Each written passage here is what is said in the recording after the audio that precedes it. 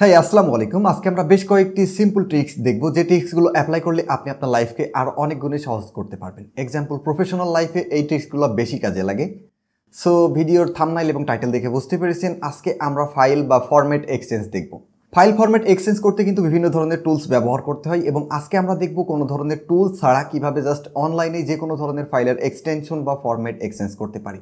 Example, যদি এই জিনিসটা আরও সহজ করে আমি আপনাদেরকে বোঝাই, তাহলে হতে পারে আপনার কাছে একটি ডিওসি ফাইল রয়েছে যেটাতে আপনার সিভি রয়েছে, মানে আপনার সিভি ডিওসি বা ডকুমেন্ট একটি ফাইল ক্রিয়েট করে রেখেছেন আপনি। এখন একটি অফিসে আপনাকে জমা দিতে হবে পিডিএফ আকারে।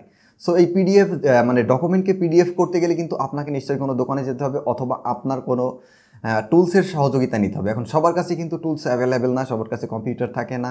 আপনি চাইলে আপনার মোবাইল থেকেই এই ধরনের কাজগুলো খুব সহজে করতে পারবেন। এবং আরও যে কাজগুলো দেখব তার মধ্যে মানে সকল ধরনের ফাইলের এক্সটেনশন বা ফরম্যাট কীভাবে আমরা চেঞ্জ করতে পারি, like JPG two PNG, PNG two JPG, DOC two PDF, PDF two DOC বা টেক্সট ফাইল, এভরিথিং সব কিছু, মানে যে কোনো ধরনের ফাইলকে আমরা এক্সচেঞ্জ করতে পারবো এক ফাইল থেকে আর একটি ফাইলে, কোনো ধরনের টুলস বা কম্পিউটার ছাড়া, জাস্ট আমাদের মোবাইল থেকে। এবং আরও একটি স্পেশাল কাজ আমরা দেখব, সেটা হচ্ছে কোনো সরকারি দপ্তরে কিংবা চাকরির জন্য অ্যাপ্লাই করতে গেলে কিন্তু আমাদের নির্দিষ্ট একটি ফটোর সাইজ লাগে, এবং এই ফটোর সাইজটি হয়ে থাকে বিভিন্ন সময় বিভিন্ন ধরনের। এক্সাম্পল, আপনার কাছে পাসপোর্ট একটি ছবি থাকে, এবং সেই ছবিটি যখন আপনি সেই ফর্মে জমা দেন অনলাইনে, তখন কিন্তু তারা বলে সাইজটি ঠিক নেই। সো এই ফটোটির সাইজ যদি আপনাকে রিসাইজ করতে হয়, তাহলে অবশ্যই কোনো টুলসের সহযোগিতা নিতে হবে। এক্সাম্পল, আপনি আপনার ফোন থেকে ক্রপ করেও কিন্তু সেটার সাইজ রিসাইজ করতে পারবেন না।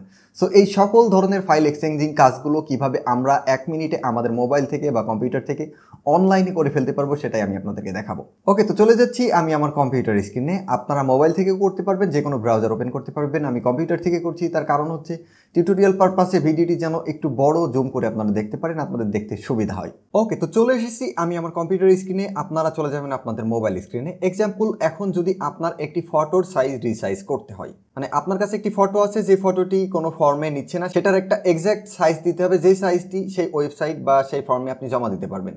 তার জন্য জাস্ট আপনি গুগলে চলে যাবেন, এবং গুগলে এসে জাস্ট সার্চ করবেন পিক রিসাইজ। দেখতে পাচ্ছেন পিক রিসাইজ কিন্তু এখানে চলে এসেছে অলরেডি। সো পিক রিসাইজ লিখে যদি আপনি গুগলে সার্চ করেন, তাহলে হিউজ অনেকগুলো ওয়েবসাইট আপনাদের সামনে চলে আসবে। এখান থেকে যে কোনো একটি ওয়েবসাইট আপনি ওপেন করতে পারেন। এক্সাম্পল, প্রথম ওয়েবসাইটটি আমি আগে ওপেন করেছিলাম এবং এখন ওপেন করে রাখছি। দেখতে পাচ্ছেন সাইটটির নাম হচ্ছে picrisize.com। তো এই হচ্ছে মূলত সাইটটি, এবং এই সমস্ত সাইটে আসলে আমাদের একটি সমস্যার সম্মুখীন হতে হবে, সেটা হচ্ছে বিভিন্ন ধরনের অ্যাডস দেখতে পাবো আমরা। তো এই জিনিসগুলোকে আমরা জাস্ট স্কিপ করে যাব। তো দেখতে পাচ্ছেন এখানে সেট ইউর পিকচার, আমরা আমাদের কম্পিউটার বা মোবাইল থেকে ব্রাউজ করে যে কোনো একটি ফটো সিলেক্ট করে নিয়ে আসবো, যেটার সাইজ আমরা রিসাইজ করতে চাই। তো আমি এখান থেকে জাস্ট একটি ফটো সিলেক্ট করে নিয়ে আসছি, এবং এই ফটোটি আপলোড হওয়া পর্যন্ত আমাদেরকে ওয়েট করতে হবে। দেখতে পাচ্ছেন অলরেডি আমাদের ফটোটি আপলোড হয়ে গেছে।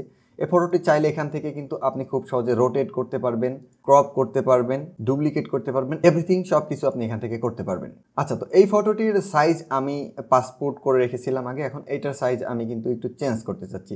এক্সাম্পল, সরকারি বিভিন্ন ফর্মে কিন্তু আমাদের ফটো পাসপোর্ট সাইজের ফটো চলে না, এখানে 300x300 একটা সাইজ দিতে হয়।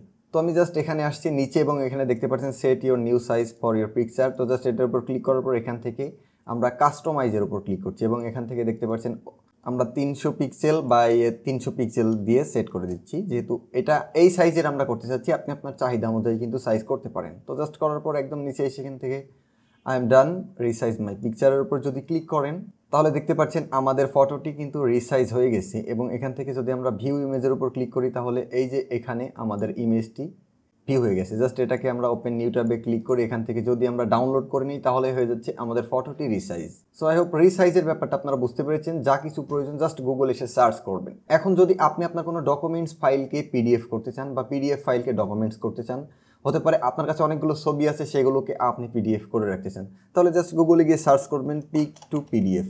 দেখতে পাচ্ছেন অলরেডি চলে এসেছে পিক টু পিডিএফ। এখান থেকে যে কোনো একটি ওয়েবসাইটে আপনি ঢুকতে পারেন। তো দেখতে পাচ্ছেন শুরুতে একটি ওয়েবসাইট রয়েছে জেপিজি টু পিডিএফ, এটার উপর যদি আমরা ক্লিক করি, তাহলে দেখতে পাচ্ছেন এখানে স্মল পিডিএফ নামের একটি ওয়েবসাইট আমরা ওপেন করে ফেলেছি। তো এখান থেকে চুজ ইউর ফাইলের উপর যদি আমরা ক্লিক করি, এবং এখান থেকে এক্সাম্পল আমি এখান থেকে আমার র্যান্ডম 5টা-7টা ছবি এখান থেকে আপলোড করে নিলাম। সো জাস্ট এই ছবিগুলো আপলোড হওয়া পর্যন্ত আমাদেরকে অপেক্ষা করতে হবে, এবং এই ছবিগুলো দিয়েই কিন্তু আমরা পিডিএফ ক্রিয়েট করতে পারছি খুব সহজে। এক্সাম্পল যদি আরও আপনাদেরকে দেখাই, তাহলে দেখতে পাচ্ছেন এদের অল যে টুলসগুলো আছে, পিডিএফ স্মল pdf.com, এদের অল যে টুলস আছে, মানে PDF two JPG, JPG two PDF, মানে এভরিথিং সকল ধরনের পিডিএফ টুলস কিন্তু এই ধরনের সাইটের মধ্যে আছে। অটোমেটিক এবং ফ্রি, কোনো ধরনের পেমেন্ট তাদেরকে করতে হবে না।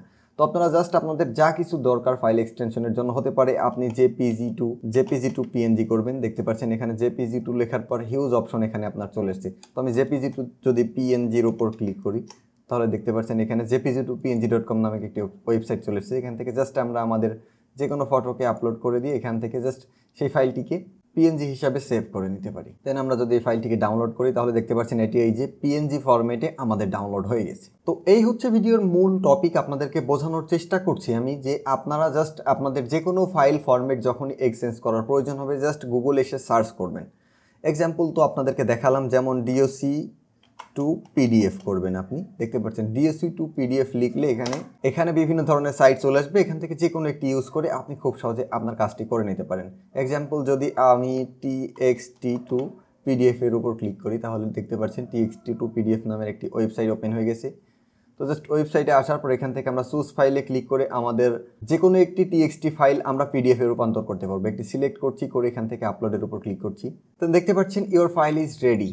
আমাদের টেক্সট ফাইলকে তারা কিন্তু পিডিএফ ফাইল করে দিয়েছে। এখন যদি আমি ডাউনলোডের উপর ক্লিক করি তাহলে দেখতে পাচ্ছেন আমাদের ফাইলটি কিন্তু জাস্ট এই যে আমার মেইলের মানে কিছু কাজের মেইল ছিল এখানে, সেইগুলো কিন্তু এখানে খুব সহজেই পিডিএফ হয়ে গেছে। মানে এটা কিন্তু পিডিএফ, দেখতে পাচ্ছেন এই যে পিডিএফটি আমি ওপেন করছি দ্বিতীয়বার, এই হচ্ছে পিডিএফে সেভ হয়ে গেছে।